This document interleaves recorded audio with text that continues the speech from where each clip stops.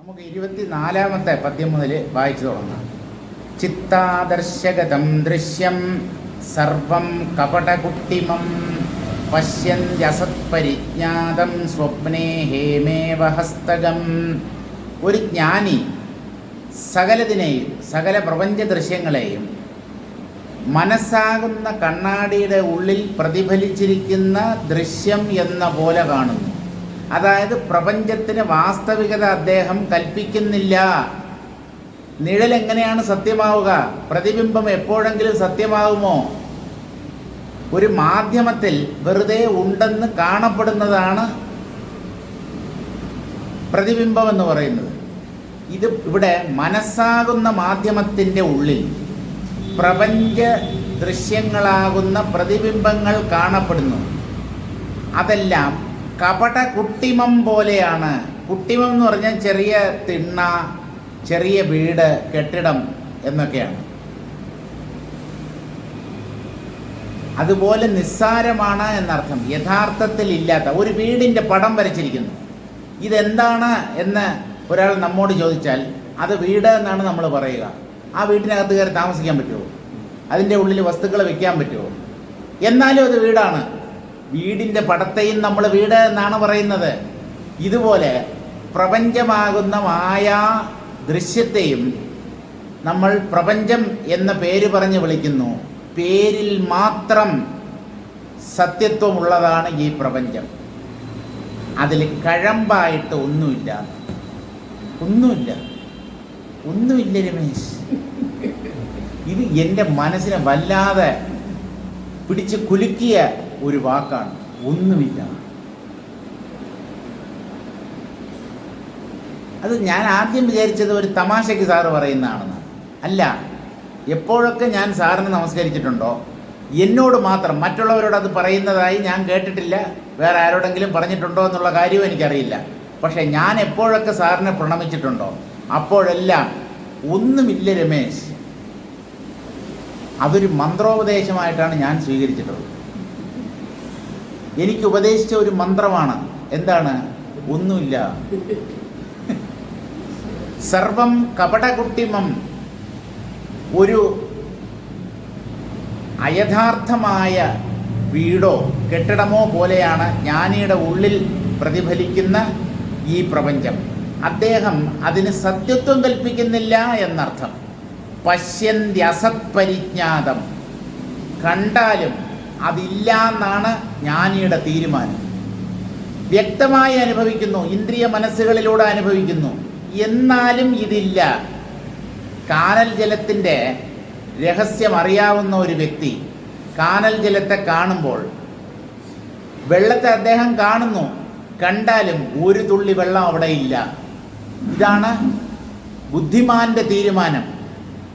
നമ്മൾ ഇങ്ങനെ തീരുമാനിച്ചാൽ നമ്മളും ബുദ്ധിമാന്മാർ, അല്ലെങ്കിൽ വെറും മാൻ. മടയന്മാരെന്ന് ഞാൻ പറഞ്ഞ എപ്പോഴും അങ്ങനെ പറയുന്നത് ശരിയല്ല.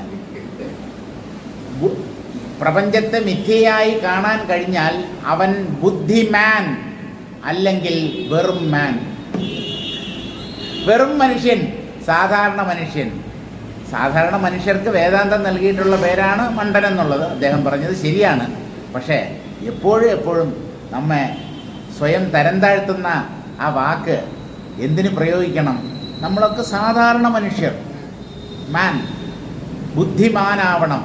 ബുദ്ധിമാനോ ബുദ്ധിമാനോ ആവണം. ബുദ്ധിമാനായാൽ ശക്തിമാനാകാൻ പറ്റും, അല്ലെങ്കിൽ ദുർബലന്മാരായി ഇവിടെ ജീവിക്കേണ്ടി വരും. അപ്പം ജ്ഞാനി അസത്തായിട്ടാണ് കാണുന്നത് ഈ പ്രപഞ്ചത്തെ. ഇല്ലാത്ത ഒന്ന്, കഴമ്പില്ലാത്ത ഒന്നായിട്ടാണ് അദ്ദേഹം ഉള്ളിലറിയുന്നത്. ഏതുപോലെ? സ്വപ്നേ ഹേമേവ ഹസ്തകം. സ്വപ്നത്തിൽ നമുക്കൊരു സ്വർണ്ണാഭരണമോ അല്ലെങ്കിൽ ഒരു സ്വർണ്ണക്കട്ടിയോ കളഞ്ഞു കിട്ടി. ഉണർന്നതിന് ശേഷം അതെവിടെയെന്ന് നമ്മൾ അന്വേഷിക്കുമോ? അത് വെറുതെ നമ്മൾ അനുഭവിച്ചതാണ്, ഉണ്ടെന്ന് തോന്നിയതാണ്. ഉണർന്നെഴുന്നേറ്റവൻ ആ സ്വർണ്ണക്കട്ടിയുടെയോ അല്ലെങ്കിൽ ആ സ്വർണ്ണാഭരണത്തിൻ്റെയോ പുറകെ പോവില്ല. അതുപോലെ അനുഭവിക്കുമ്പോൾ തന്നെ ഇതില്ലാത്തതാണ് എന്ന് ജ്ഞാനിക്ക് ഉറപ്പുള്ളത് കൊണ്ട് അദ്ദേഹത്തിന് മോഹമില്ല, രാഗദ്വേഷങ്ങളില്ല, ഭയമില്ല, ടെൻഷനില്ല. ഇതൊക്കെ ഈ പ്രപഞ്ചത്തെ സത്യമെന്ന് കരുതുന്നത് കൊണ്ട് നമുക്ക് ഉണ്ടാവുന്നവയാണ്. സർവം ദൃശ്യം ചിത്താദർശകതം കപടകുട്ടിമ കൽപ്പമസത്പശ്യന്തി. ഒരു വീടിൻ്റെ പടമോ അല്ലെങ്കിൽ ഫോട്ടോയോ എങ്ങനെയാണോ യഥാർത്ഥത്തിൽ വീടാവാത്തത്, ആ വീടിനകത്ത് നമുക്ക് താമസിക്കാൻ പറ്റാത്തത്, അത് വെറും ഒരു പടമാണ്, പക്ഷേ അതിൻ്റെയും പേര് വീട് എന്നാണ്. ഇതുപോലെ പ്രപഞ്ചം മിഥ്യയാണെന്നറിഞ്ഞുകൊണ്ട് പ്രപഞ്ച പദാർത്ഥങ്ങളെ ഒരു ജ്ഞാനി കൈകാര്യം ചെയ്യുന്നു, മറ്റുള്ളവരുമായി വ്യവഹരിക്കുന്നു. അദ്ദേഹത്തിന് നല്ലതുപോലെ അറിയാം ഇത് സ്വപ്ന സമാനം, അല്പം പോലും ഇതിൽ വാസ്തവികതയില്ല എന്നുള്ള കാര്യം. അന്തശീതളതാമേഷാം താം ന ജാനന്തി കേചന ദൂരാചന്ദനദാരൂണാമാമോദമിവ ജന്തവഃ. ജ്ഞാനി ഉള്ളിൽ അനുഭവിക്കുന്ന അന്തശീതളതയുണ്ടല്ലോ, ഉൾക്കുളിർമ, അതിനെ മറ്റുള്ളവർ ഒരിക്കലും അറിയുന്നില്ല എന്ന്. ഒരിക്കലും അറിയുന്നില്ല, അറിയാൻ പറ്റില്ല. നമ്മളൊരു ജ്ഞാനിയായി മാറാത്തിടത്തോളം ഒരു ജ്ഞാനി ഉള്ളിൽ അനുഭവിക്കുന്ന ശാന്തിയും സുഖവും ഒരു ഉൾപ്രകാശവും ആ അറിവും അതൊന്നും അജ്ഞാനിക്ക് ഒരിക്കലും മനസ്സിലാക്കാൻ പറ്റില്ല. ഏതുപോലെ ദൂരാ ചന്ദനദാരൂണാം ആമോദമിവ ജന്തവഃ. ഒരു ചന്ദനവൃക്ഷം ഒരു കാട്ടിലുണ്ട്. വളരെ ദൂരെ സ്ഥിതി ചെയ്യുന്ന മനുഷ്യരോ അല്ലെങ്കിൽ മറ്റ് ജന്തുക്കളോ ഈ ചന്ദനത്തിൻ്റെ സുഗന്ധമറിയില്ല. ചന്ദനത്തിൻ്റെ സുഗന്ധം അറിയണമെങ്കിൽ ആ ചന്ദന മരത്തിൻ്റെ അടുത്ത് ചെല്ലണം. അടുത്ത് ചെന്ന് മാത്രമേ അതിൻ്റെ സുഗന്ധത്തെ അറിയാൻ പറ്റൂ, ദൂരെ ഇരുന്ന് അറിയാൻ പറ്റില്ല.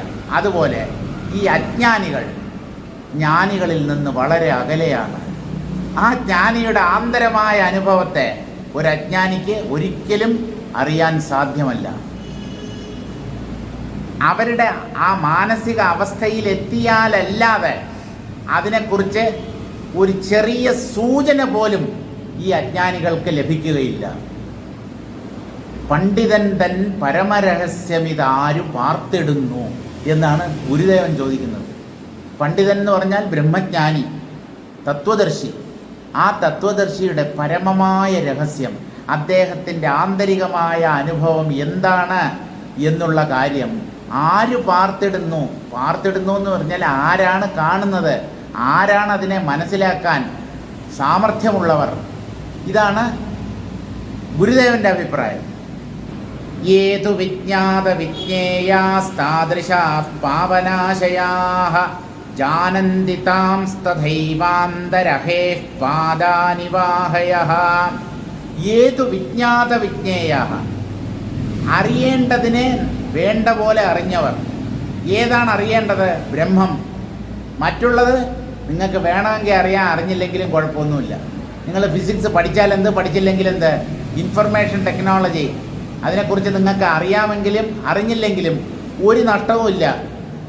അറിയാതെയും എത്രയോ ആളുകൾ ഇവിടെ ഈ ലോകത്ത് ജീവിക്കുന്നുണ്ട്. പക്ഷേ ആത്മജ്ഞാനം എന്നുള്ളത് അങ്ങനെ നമ്മുടെ ഇഷ്ടത്തിനനുസരിച്ച് സ്വീകരിക്കാൻ പറ്റുന്ന ഒന്നല്ല. അത് നിർബന്ധമായും നമ്മൾ സ്വീകരിച്ചിരിക്കണം.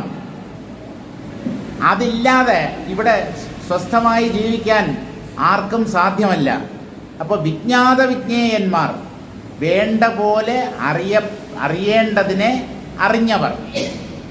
താദൃശാഹ പാവനാശയാഹ, ബ്രഹ്മത്തെ അറിഞ്ഞവരാണ് പരിശുദ്ധ ഹൃദയന്മാർ, പവിത്ര ഹൃദയന്മാർ. അവരുടെ ഹൃദയത്തോളം, ഹൃദയത്തിലുള്ള അത്രയും പവിത്രത മറ്റാർക്കുമില്ല. അയാൾ എത്ര ഭക്തനോ ആയിക്കോട്ടെ, എത്ര നല്ലവനോ ആയിക്കോട്ടെ, എത്ര മഹാത്മാവോ ആയിക്കോട്ടെ, ജ്ഞാനിയുടെ ഹൃദയ പരിശുദ്ധി മറ്റൊരു വ്യക്തിക്കുമില്ല. അവരാണ് യഥാർത്ഥത്തിൽ പവിത്ര ഹൃദയന്മാർ. എന്തുകൊണ്ടെന്നോ, അതിപവിത്രമായ ബ്രഹ്മം അവരുടെ ഹൃദയത്തിൽ സദാ പ്രകാശിച്ചു വിളങ്ങുന്നു. ആത്മാവിനെ മറന്ന് ഒരു സെക്കൻഡ് ജ്ഞാനി ഈ ഭൂമുഖത്ത് കഴിയുന്നില്ല. ജാനന്തി താൻ തഥൈവ. ഒരു ജ്ഞാനിക്ക് മാത്രമേ മറ്റൊരു ജ്ഞാനിയെ അറിയാൻ പറ്റൂ, മനസ്സിലാക്കാൻ പറ്റൂ. അവർ രണ്ടുപേരും ഒരേ മാനസിക അവസ്ഥയിലുള്ളവരാണ്.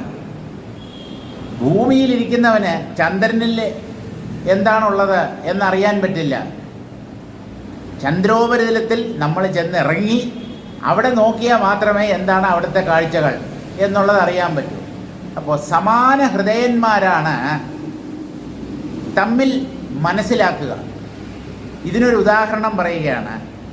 പാമ്പിൻ്റെ കാല് മറ്റ് പാമ്പുകൾക്ക് മാത്രമേ അറിയാൻ കഴിയൂ. പാമ്പിൻ്റെ കാലോ? പാമ്പിന് കാലില്ലല്ലോ. അത് തന്നെ, പാമ്പിന് കാലില്ല എന്നുള്ള കാര്യം മറ്റൊരു പാമ്പിന് മാത്രമേ അറിയാൻ പറ്റൂ. അപ്പോൾ പാമ്പിൻ്റെ കാലുകളെ മറ്റൊരു പാമ്പ് മാത്രമേ അറിയുന്നുള്ളൂ എന്ന് പറഞ്ഞാൽ പാമ്പിന് കാലില്ല എന്നുള്ള കാര്യം വേറൊരു പാമ്പിന് മാത്രമേ അറിയാൻ പറ്റൂ. അതുപോലെ ജ്ഞാനിയുടെ ഉള്ളു പൊള്ളയാണെന്ന് മറ്റൊരു ജ്ഞാനിക്ക് മാത്രമേ അറിയാൻ കഴിയൂ. യദ്യപി തത്വവിത് സ്വരൂപം അജ്ഞാജ്ഞാതും ന ശക്നുവന്തി തഥാപി തത്വവിദോ ജാനന്ത്യേവ ഇത്യാഹ യേ ദ്വിതി പാദാൻ പദാനി. തത്വജ്ഞാനിയുടെ ആന്തരികമായ നില അത് അജ്ഞന്മാർക്ക് ഒരിക്കലും മനസ്സിലാക്കാൻ പറ്റില്ല എന്ന് പറയുമ്പോഴും മറ്റൊരു തത്വജ്ഞാനി ഒരു ജ്ഞാനിയുടെ ആന്തരിക സ്ഥിതിയെ നല്ലതുപോലെ അറിയുന്നു, മനസ്സിലാക്കുന്നു. അതുകൊണ്ട് രണ്ട് ജ്ഞാനികൾ പരസ്പരം കണ്ടുമുട്ടിയാൽ അവർ തമ്മിൽ സാധാരണഗതിയിൽ സംസാരിക്കാറില്ല. രണ്ട് ജ്ഞാനികൾ കണ്ടുമുട്ടിയ ഒരു സന്ദർഭമുണ്ട്. തിരുവണ്ണാമലയിൽ ജീവിച്ചിരുന്ന രമണ മഹർഷിയും കേരളത്തിൽ നിന്ന് അങ്ങോട്ട് പോയ ശ്രീനാരായണ ഗുരുദേവൻ ഒന്നും സംസാരിച്ചില്ല. ഭാഷ അറിഞ്ഞുകൂടാത്തതുകൊണ്ടല്ല, രമണ മഹർഷിക്ക് മലയാള ഭാഷ നല്ല വശമായിരുന്നു. കുഞ്ചുസ്വാമി എന്ന് പറയുന്ന ഒരു പാലക്കാട്ടുകാരൻ, അദ്ദേഹം രമണ മഹർഷിയെ മലയാളം പഠിപ്പിച്ചു എന്നാണ്. അദ്ദേഹം മലയാളത്തിൽ എഴുതിയ ആ പുസ്തകത്തിൻ്റെ പേരാണ് സദ്ദർശനം. ഉള്ളത് 40 എന്നുള്ള തമിഴ് ഗ്രന്ഥത്തിൻ്റെ മലയാള തർജ്ജമയാണ് സദ്ദർശനം. സദ്വസ്തു തത്വത്തെയും സദ്ദിനച്ചാരാനുള്ള പദ്ധതിയെയും ചൊല്ലാൻ ഭക്തനും പ്രാർത്ഥിച്ചപ്പോൾ എന്നാണ് അത് തുടങ്ങുന്നത്. ചെറിയൊരു പുസ്തകമാണ്, കിട്ടുമെങ്കിൽ വായിച്ചു നോക്കുക. പച്ച മലയാളമാണ്, ഗംഭീരമായ വേദാന്ത കൃതിയാണ്. ലഭ്യമാണെന്ന് തോന്നുന്നു അല്ലേ? എനിക്ക് കിട്ടത്തില്ലേ ഇവിടെ? സദ്ദർശനം അങ്ങനെയൊന്നും കേട്ടിട്ടില്ലേ? ഉണ്ട്, 10, 15, 20 പേജോ അങ്ങാണ്ടേ ഉള്ളൂ. ഇത്രയേ കാണത്തുള്ളൂ. ചെറിയൊരു ബുക്ക്ലെറ്റാണ്, പറ്റുമെങ്കിൽ വായിച്ചു നോക്കുക. അപ്പോൾ രമണ മഹർഷിയും ഗുരുദേവനും പരസ്പരം കണ്ടുമുട്ടിയപ്പോൾ അവർക്ക് തമ്മിൽ ഒന്നും സംസാരിക്കാനുണ്ടായില്ല. എന്ത് സംസാരിക്കാൻ? നമ്മളൊരു അപരിചിതനെ കണ്ടുമുട്ടിയാൽ ആദ്യം ചോദിക്കുന്നത് നിങ്ങളുടെ പേരെന്താണ്, പിന്നെ ഏത് നാട്ടുകാരനാണ്, പിന്നെ വീട്ടിൽ ആരൊക്കെയുണ്ട് എന്ന് പറഞ്ഞാൽ വിവാഹിതനാണോ അവിവാഹിതനാണോ. അവിവാഹിതനാണെങ്കിൽ അച്ഛൻ, അമ്മ, സഹോദരി, സഹോദരന്മാർ അവരെക്കുറിച്ചായിരിക്കും അന്വേഷണം. വിവാഹിതനാണെങ്കിൽ ഭാര്യ, കുട്ടികൾ ഇവരെക്കുറിച്ചാവും അന്വേഷണം. ഈ വിവരം ശേഖരിച്ചതുകൊണ്ട് ഇന്നേ വരെ ഏതെങ്കിലും വ്യക്തിക്ക് എന്തെങ്കിലും പ്രയോജനം ഉണ്ടായിട്ടുണ്ടോ? സത്യസന്ധമായി മറുപടി പറയണം. ഒരാളെക്കുറിച്ചുള്ള വ്യക്തിപരമായ വിവരങ്ങൾ ചോദിച്ചറിയുന്നത് കൊണ്ട് ഈ അറിയുന്ന വ്യക്തിക്ക് യാതൊരു പ്രയോജനവുമില്ല. ഒരാളുടെ പേരറിഞ്ഞത് കൊണ്ട് എന്താ വിശേഷം? അയാളെ വിളിക്കാൻ ആ പേര് ഉപയോഗിക്കാം, അത്രയേ ഉള്ളൂ. പല വ്യക്തികൾ കൂടി നിൽക്കുമ്പോൾ ഒരു വ്യക്തിയെ നമ്മൾ പ്രത്യേകമായിട്ട് വിളിക്കണമെങ്കിൽ അയാളുടെ പേര് പറയണം. അതിന് മാത്രമേ ഈ പേര് പ്രയോജനമുള്ളൂ. അല്ലാതെ ഈ പേര് കൊണ്ട് ഒരു പ്രയോജനവുമില്ല. അവനവന് സ്വന്തമായിട്ടുള്ളതും എന്നാൽ യാതൊരു പ്രയോജനവും ഇല്ലാത്ത ഒന്നാണ് അവനവൻ്റെ പേര്. എൻ്റെ പേര് കൊണ്ട് എനിക്ക് ഇന്നേ വരെ ഒരു പ്രയോജനം ഉണ്ടായിട്ടില്ല. ഒരു പ്രയോജനം ഉണ്ടായിട്ടില്ല. മറ്റുള്ളവർ എന്നെ വിളിക്കാൻ വേണ്ടി ആ പേര് ഉപയോഗിക്കുന്നു. മറ്റുള്ളവർക്ക് വിളിക്കാൻ ഈ പേര് സഹായകമാകുന്നു. അല്ലാതെ എനിക്ക് എൻ്റെ പേര് കൊണ്ട് എന്താ പ്രയോജനം? ഞാൻ എന്നെ പേരുകൊണ്ട് വിളിച്ച് മനസ്സിലാക്കുന്ന ഒരുവനല്ല. നിങ്ങളാരും നിങ്ങളെ അറിയുന്നത് നിങ്ങളുടെ പേര് വിളിച്ചോ അല്ലെങ്കിൽ ആ പേര് മനസ്സിലാക്കിയിട്ടോ അല്ല. നമ്മുടെ ഉള്ളിൽ ഞാനെന്ന അനുഭവമുണ്ട്. അത് അനുസ്യൂതം വിട്ടുപോകാതെ ജാഗ്രത് സ്വപ്ന സുഷുപ്തി മോഹാലസ്യാദി അവസ്ഥകളിൽ തുടർന്ന് നിലനിൽക്കുന്നു. ആ ഞാനിന് കൊടുത്ത പേരുകളാണ് ഈ ലോകത്തിൽ മുഴുവൻ. സർവ പേരുകളും ഞാനിൻ്റെ പേരുകളാണ്. ഈ ഞാൻ തന്നെയാണ് മഹാവിഷ്ണു. വിഷ്ണുവിന് സഹസ്രനാമമല്ല, 10,000-മോ ലക്ഷമോ കോടിയോ അനന്തനാമങ്ങൾ ഉള്ളവനാണ് ഈ മഹാവിഷ്ണു. ഈ ഞാനിനെ മഹാവിഷ്ണു ആണെന്നറിയാതെ വിഷ്ണു സഹസ്രനാമം 1 കോടി പ്രാവശ്യം, ഞാൻ എന്തിനാ കുറയ്ക്കുന്നത്, 1000, 10,000, ലക്ഷം എന്നൊന്നും ഞാൻ പറയാൻ എനിക്ക് ആഗ്രഹമില്ല.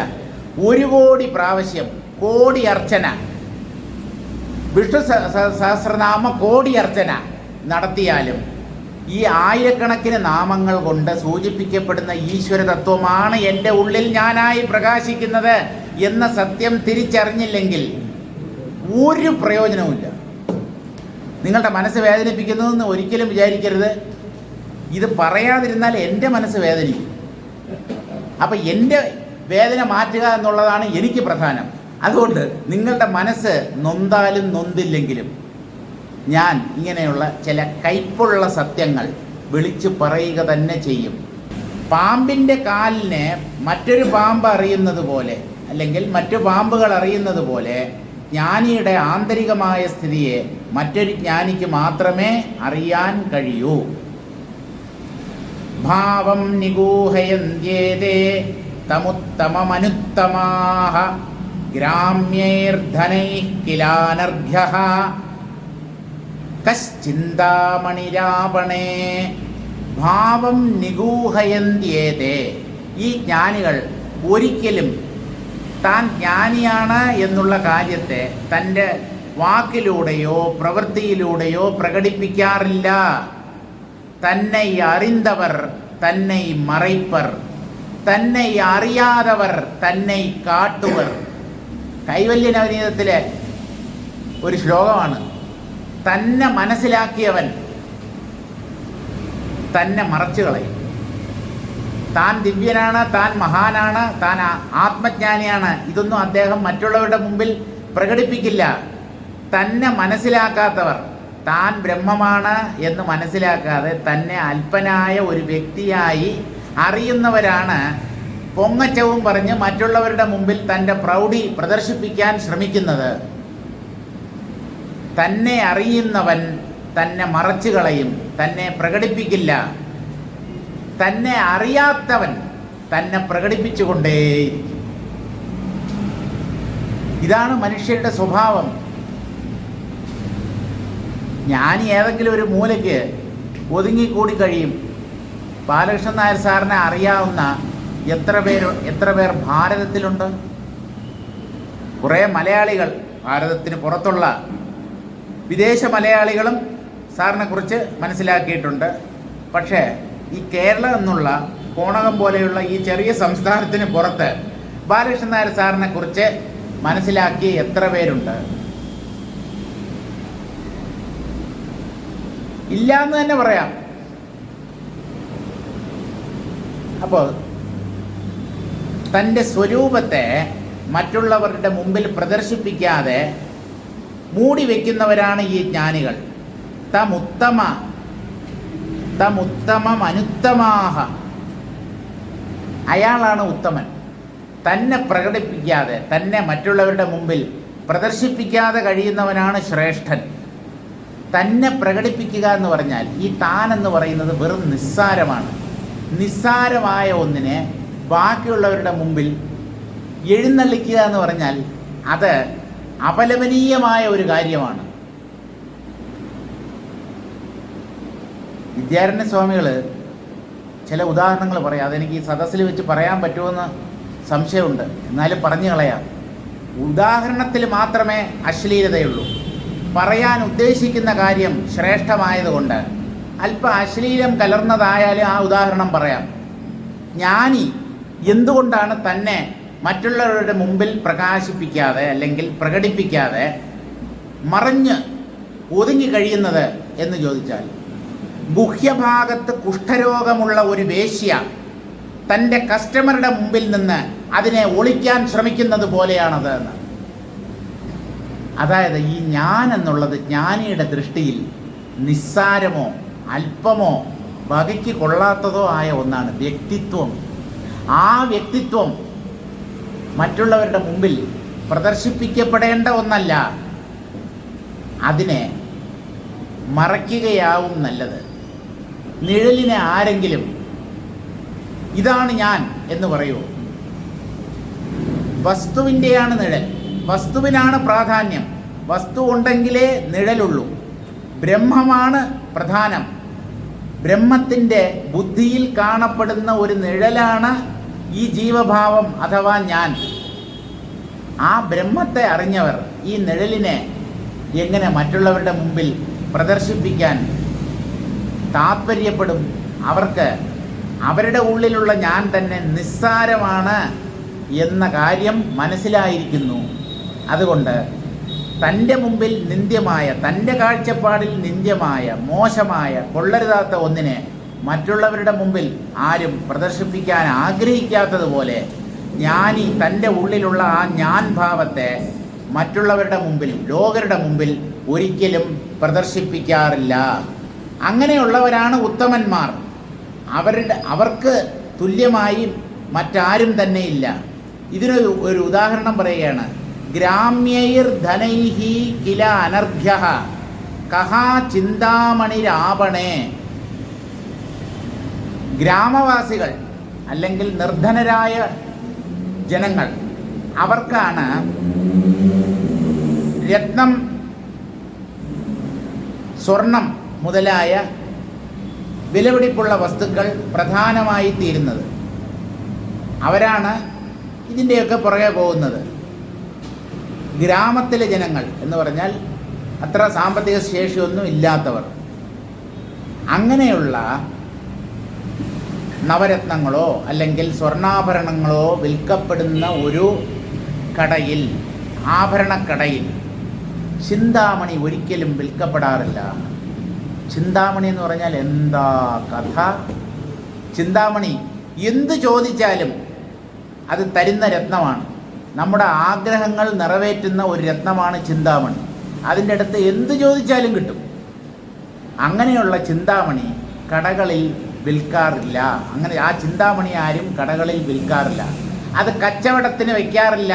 കാരണം അത് അത്ര കണ്ട് മഹത്വമുള്ളതാണ്.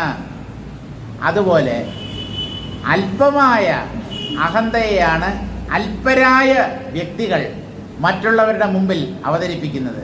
അപ്പോൾ ചിന്താമണി രത്നം, നവരത്നങ്ങളും സ്വർണവും ഒക്കെ വിൽക്കുന്ന ആഭരണക്കടയിൽ വിൽക്കാൻ വയ്ക്കാറില്ല. അത് ചില വ്യക്തികളുടെ കയ്യിൽ മാത്രമേ ഉണ്ടാകത്തുള്ളൂ. കാരണം അതിൻ്റെ മഹത്വം തിരിച്ചറിയുന്നവർ അതിനെ കടയിൽ വിൽപ്പന ചരക്കായി ഉപയോഗിക്കാറില്ല. അതുപോലെ ജ്ഞാനികൾ അമൂല്യമായ ആത്മതത്വത്തെ, അതിമഹത്തായ പ്രപഞ്ചത്തിൻ്റെ അധിഷ്ഠാനമായ ആത്മതത്വത്തെ താനാണെന്ന് മനസ്സിലാക്കി കഴിഞ്ഞാൽ അവർക്ക് ഈ ഞാൻ എന്നുള്ളത് വെറും നിസ്സാരമായ ഒന്നാണ്. ഒരു ഉണക്ക പുൽക്കൊടി പോലെ, ഉണങ്ങിയ പുൽക്കൊടിയുടെ അത്ര വില പോലും ജ്ഞാനി തൻ്റെ ഉള്ളിലുള്ള അഹങ്കാരത്തിന് കൽപ്പിക്കുന്നില്ല.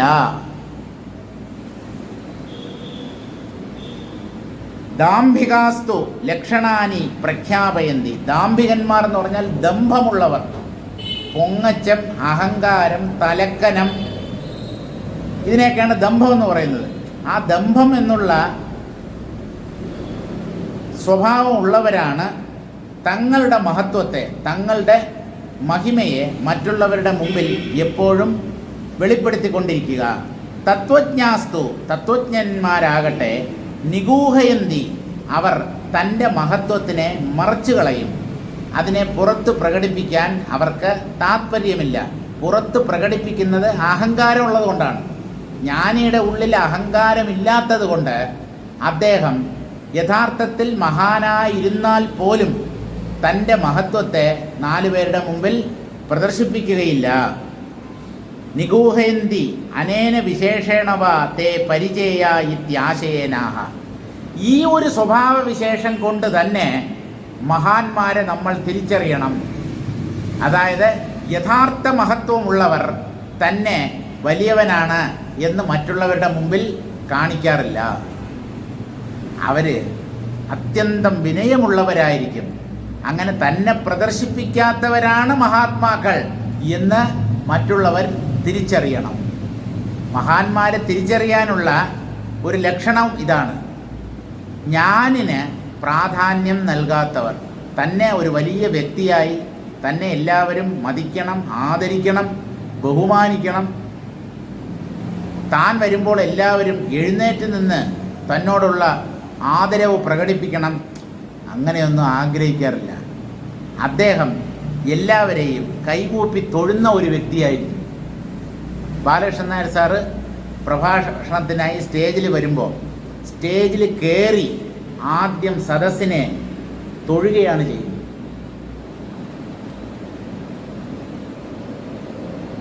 മറ്റൊരാളെ തൊഴാൻ, വന്ദിക്കാൻ, പ്രണമിക്കാൻ നമുക്ക് തോന്നുന്നുവെങ്കിൽ അത് നമ്മുടെ ഉള്ളിൽ മഹിമയുള്ളത് കൊണ്ടാണ്. അല്പന്മാരാണ് മറ്റുള്ളവർ എന്നെ പ്രണമിക്കണം എന്ന് കരുതുന്നത്. അത് അവരുടെ അല്പത്വം കാരണമായിട്ടാണ്. അപ്പോൾ ജ്ഞാനികൾ തന്നെ പ്രകടിപ്പിക്കാതിരിക്കും എന്നുള്ളത് കൊണ്ട് തന്നെ അതിനത്തിന് ആ ഒരു ലക്ഷണം വെച്ചുകൊണ്ട് തന്നെ അവരെ തിരിച്ചറിയാം. കിമർത്ഥം നിഗൂഹയന്തി തത്രാഹ. എന്തിനാണ് ഈ ജ്ഞാനികൾ സ്വയം മറയ്ക്കുന്നത്? അവരുടെ മഹത്വത്തെ എന്തുകൊണ്ട് വെളിപ്പെടുത്താതിരിക്കുന്നു എന്ന് ചോദിച്ചാൽ, ഗ്രാമ്യൈഹി ഗ്രാമനഗരാദിഷു ഭവൈഹി ധനൈഹി അനർഘ്യഃ ക്രേതും അശക്യഃ ചിന്താമണിഹി ആപണേ കഃ പ്രസാര്യതേ. ഗ്രാമത്തിലോ നഗരത്തിലോ ഉള്ള ആഭരണക്കടകളിൽ ചിന്താമണി രത്നത്തെ ആരും വിൽക്കാൻ വയ്ക്കാറില്ല. എന്തുകൊണ്ടെന്ന് ചോദിച്ചാൽ, അത് വില കൊടുത്ത് വാങ്ങാൻ പറ്റുന്ന ഒന്നല്ല. അത് അമൂല്യമാണ്. എത്ര കൊടുത്താലും അതിന് തുല്യമാവില്ല. അങ്ങനെയുള്ള അമൂല്യമായ ചിന്താമണിയെ ജ്വല്ലറികളിൽ ആരും വിൽപ്പനയ്ക്ക് വയ്ക്കാറില്ല. കാരണം അതിന് എത്ര കൊടുത്താലും അതിന് ആവുകയില്ല. അത്ര കണ്ട മൂല്യമാണത്. ഈ ജനങ്ങൾക്ക് ചിന്താമണി വാങ്ങിക്കാനുള്ള അത്രയും സാമ്പത്തിക ശേഷി ഇല്ല. അതുകൊണ്ട് ചിന്താമണി രത്നത്തെ ആരും കടകളിൽ വിൽക്കാൻ വയ്ക്കാറില്ല. കാരണം അത് അനർഘ്യമാണ്. അനർഘ്യം എന്ന് പറഞ്ഞാൽ വിലമതിക്കാൻ പറ്റാത്തത്. ക്രേതും അശക്യഃ, വില കൊടുത്ത് വാങ്ങിക്കാൻ പറ്റാത്തതാണ് ആ ചിന്താമണി രത്നം. അതിനെ ആരെങ്കിലും കച്ചവടത്തിനായി കടയിൽ വയ്ക്കുമോ, വിൽപ്പനയ്ക്കായിട്ട് വയ്ക്കുമോ? അതുപോലെ നകശ്ചിത് ഇത്യർത്ഥ, അങ്ങനെ ആരും ചെയ്യാറില്ല.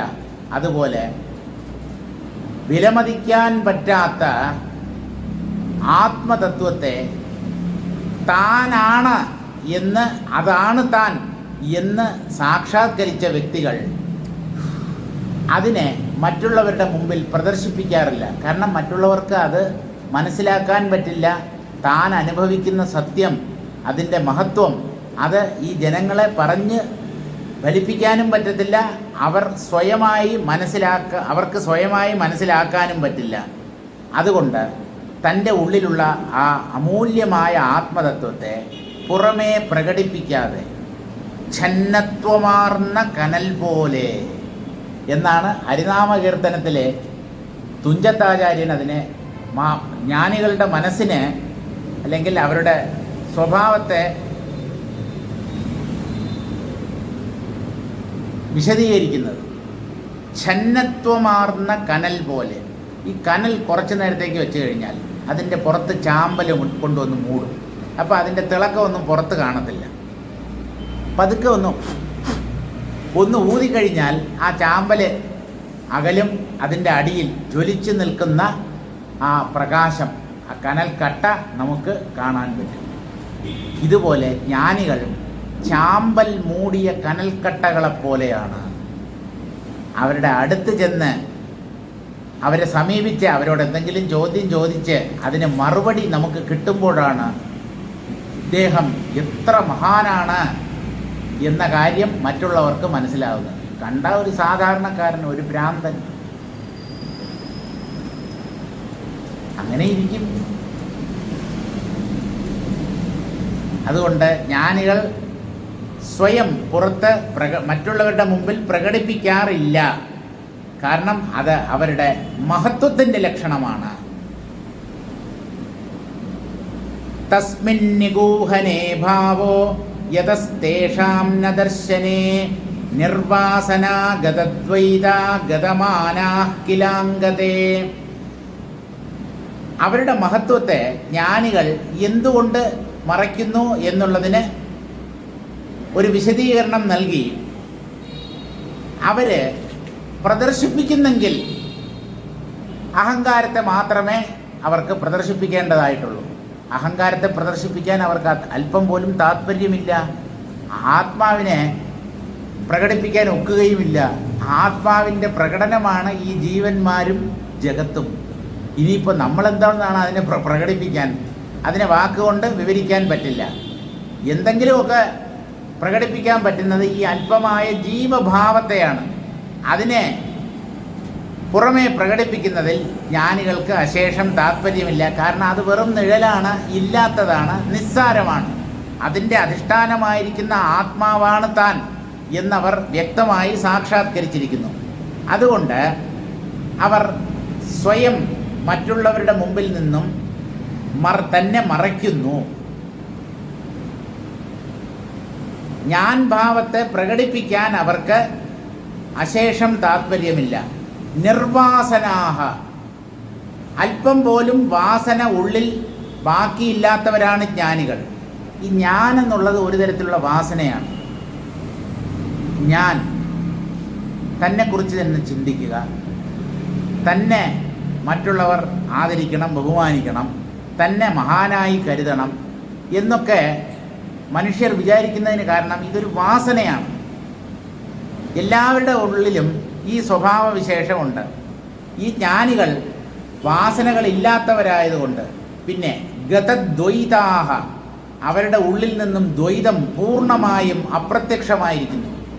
മറ്റൊരാൾ ഉണ്ട് എന്ന് കരുതിയാലാണ് അയാളുടെ മുമ്പിൽ തൻ്റെ പൊങ്ങച്ചമൊക്കെ അവതരിപ്പിക്കുക. മറ്റാരും ഇവിടെ ഇല്ലെങ്കിൽ താൻ കണ്ണാടിയുടെ മുമ്പിൽ നിന്നുകൊണ്ട് തൻ്റെ മഹത്വത്തെക്കുറിച്ച് വർണ്ണിക്കുമോ, വിവരിക്കുമോ? ഇപ്പം മറ്റൊരാളുടെ മുമ്പിലാണ് നമ്മൾ ആളാകാൻ ശ്രമിക്കുന്നത്. മറ്റൊന്ന് എന്നുള്ളത് ജ്ഞാനിയുടെ ദൃഷ്ടിയിലില്ല. അതുകൊണ്ട് അവർ ആളാവാൻ നോക്കില്ല. അവരുടെ മഹത്വത്തെ ആരുടെ മുമ്പിൽ പ്രദർശിപ്പിക്കാൻ? എല്ലാം തൻ്റെ തന്നെ പ്രതിരൂപങ്ങൾ, തൻ്റെ തന്നെ നിഴലുകൾ. തൻ്റെ മഹത്വത്തെ തനിക്ക് തന്നെ വിവരിച്ചു കൊടുക്കേണ്ട അല്ലെങ്കിൽ വർണ്ണിക്കേണ്ട കാര്യമുണ്ടോ? അതിൻ്റെ ആവശ്യമില്ല. അതും ഒരു കാരണമാണ് ജ്ഞാനികൾ അവരുടെ മാഹാത്മ്യത്തെ പുറത്ത് പ്രകടിപ്പിക്കാതിരിക്കാൻ. ഇനി മൂന്നാമതൊരു കാരണം കൂടെയുണ്ട്. ഗതമാനാഹ, അശേഷം അഭിമാനം ഉള്ളിലില്ലാത്തവർ. ഞാൻ എന്നുള്ള വിചാരം ഉള്ളിൽ സ്വല്പം പോലും ഇല്ലാത്തവർ. അവർ എന്തിനാണ് അവരെ മറ്റുള്ളവരുടെ മുമ്പിൽ പ്രകടിപ്പിക്കുന്നത്? ഞാൻ കേമനാണ് എന്ന് മറ്റുള്ളവരെ ധരിപ്പിക്കുന്നത് എന്തിന്? അവരുടെ ഉള്ളിൽ ഈ ഞാൻ ഭാവം ഏതാണ്ട് അസ്തമിച്ചു കഴിഞ്ഞു. ഒരു നിഴല് പോലെ മാത്രമേ അത് അവരുടെ ഉള്ളിലുള്ളൂ. ഇങ്ങനെയൊക്കെ ഈ സ്വഭാവവിശേഷങ്ങൾ ഉള്ളവരായതുകൊണ്ട് കുഞ്ഞേ രാമ, അവർ ഒരിക്കലും തന്നെ പ്രകടിപ്പിക്കാറില്ല. തൻ്റെ മഹിമയെ ലോകരുടെ മുമ്പിൽ അവതരിപ്പിക്കാറില്ല.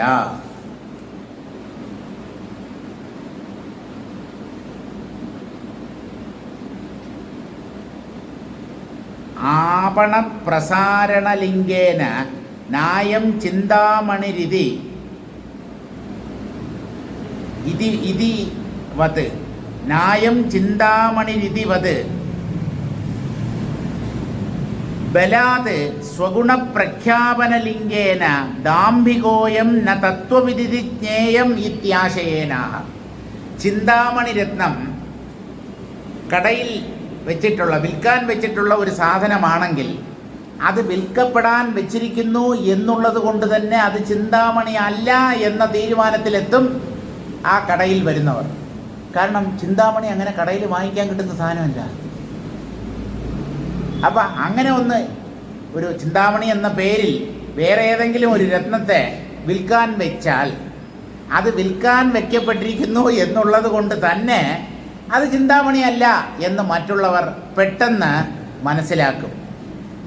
അതുപോലെ തൻ്റെ ഗുണങ്ങളെ, തൻ്റെ മാഹാത്മ്യത്തെ മറ്റുള്ളവരുടെ മുമ്പിൽ പ്രഖ്യാപിക്കുന്നു എന്നുള്ള ഒരു ലക്ഷണം കൊണ്ട് തന്നെ അവൻ അല്പനാണ് എന്ന് അറിവുള്ളവർ മനസ്സിലാക്കുന്നു.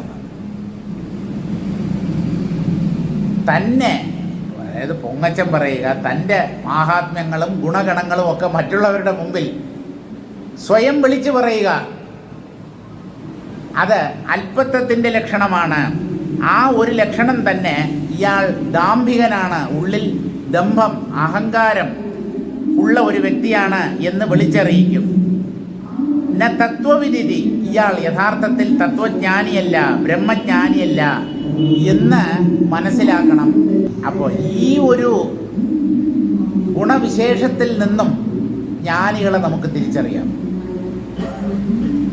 പേരിലും പ്രശസ്തിയിലും തൻ്റെ പാണ്ഡിത്യം മറ്റുള്ളവരുടെ മുമ്പിൽ പ്രദർശിപ്പിക്കുന്നതിലുമൊക്കെ അമിതമായ താല്പര്യം കാണിക്കുന്നവർ ജ്ഞാനികളാവാൻ തരമില്ല, സാധ്യതയില്ല. ഉള്ളിൽ വിനയമുള്ളവൻ മാത്രമാണ് ജ്ഞാനിയാകാനുള്ള സാധ്യത. തേഷാം തത്വവിദാം തസ്മിൻ സ്വഗുണാദൗ വിഷയേ നിഗൂഹനേ ഏവ ഭാവഃ താത്പര്യം നതു ദർശനപരേഭ്യഃ പ്രഖ്യാപനെ. യഥാർത്ഥ തത്വജ്ഞാനി തൻ്റെ മഹത്വത്തെ, തന്നിലുള്ള ഗുണങ്ങളെ അല്ലെങ്കിൽ തന്നിലുള്ള ആത്മജ്ഞാനത്തെ മറയ്ക്കാനാണ് ശ്രമിക്കുന്നത്. അല്ലാതെ അതിനെ അദ്ദേഹം പുറത്ത് പ്രകടിപ്പിക്കാൻ ഒരിക്കലും ശ്രമിക്കുകയില്ല.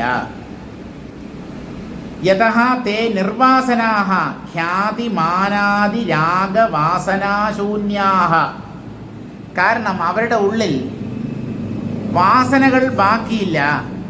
ഖ്യാതി എന്ന് പറഞ്ഞാൽ പ്രശസ്തി, മാനം അഭിമാനം, രാഗം ദ്വേഷം, ഇങ്ങനെയുള്ള ദുർവാസനകളൊന്നും അവരുടെ ഉള്ളിൽ ഇല്ലാത്തത് കൊണ്ട് അവർ ഒരിക്കലും സ്വയം പ്രകടിപ്പിക്കാറില്ല, തൻ്റെ മഹത്വത്തെ ലോകരുടെ മുമ്പിൽ വിളിച്ചറിയിക്കാറില്ല.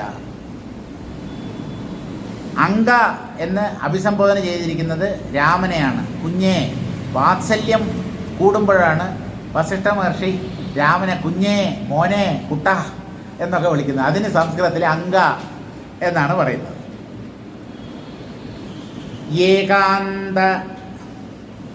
ഏകാന്തമാനദൗർഗത്യ ജനാവജ്ഞപ്തയസ്തുതാനെ സുഖയന്തി യഥാ രാമ ന തഥൈവ മഹർദ്ധയഃ.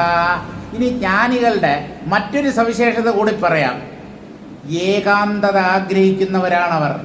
തനിക്ക് ചുറ്റും ആളുകൾ കൂടുന്നത് അദ്ദേഹം അശേഷം ഇഷ്ടപ്പെടുന്നില്ല. ശിഷ്യ ഗണങ്ങളെ, ധാരാളം ശിഷ്യന്മാർ, പോരട്ടെ, എനിക്ക് ചുറ്റും എപ്പോഴും കുറേ പേര്, ഒരു 10-15 പേരുണ്ടാവണം ശിഷ്യന്മാർ. അതൊന്നും അവരാഗ്രഹിക്കാറില്ല.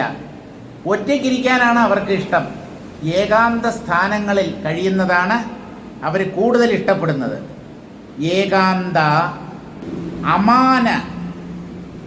അമാനം എന്ന് പറഞ്ഞാൽ അഭിമാനമില്ലായ്മ, ഞാൻ എന്നുള്ള അഹങ്കാരം ഇല്ലാതിരിക്കുന്നത്, അതാണ് അവരുടെ സ്വഭാവം. ദൗർഗത്യ ജനാവജ്ഞപ്തയസ്തുതാൻ, ദുർഗതി അല്ലെങ്കിൽ ദൗർഭാഗ്യം, അവർക്ക് എന്തെങ്കിലും വിഷമമോ ദുഃഖമോ അല്ലെങ്കിൽ ദൗർഭാഗ്യമോ ഒക്കെ ഉണ്ടാകുമ്പോൾ അതിൽ അവർ വളരെയേറെ സന്തോഷിക്കുന്നു. നമ്മളൊക്കെ സൗഭാഗ്യം നേടാൻ ആഗ്രഹിക്കുന്നവരാണ്. ദൗർഭാഗ്യം നമ്മെ പിടികൂടരുത് എന്നാണ് നമ്മുടെ ആഗ്രഹം. പക്ഷേ ഇവരങ്ങനെയല്ല. സൗഭാഗ്യത്തിൽ താല്പര്യമില്ലാത്തവർ. ദൗർഭാഗ്യം വന്നാൽ അതിൽ ദുഃഖിക്കാതെ കഴിയുന്നവർ. ഓക്കെ, ദൗർഭാഗ്യമാണോ, ശരി, വരട്ടെ.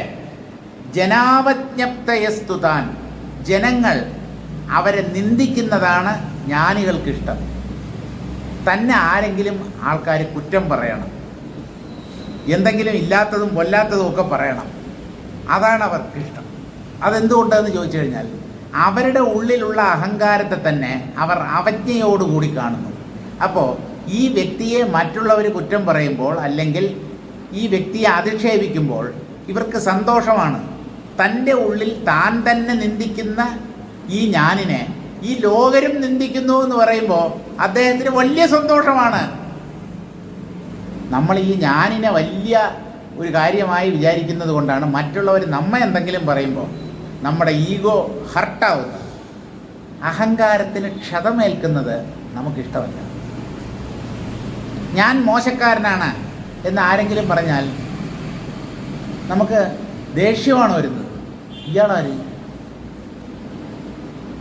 ഇത് പറയാൻ താൻ ആരുവാ? താൻ മഹാനാണോ?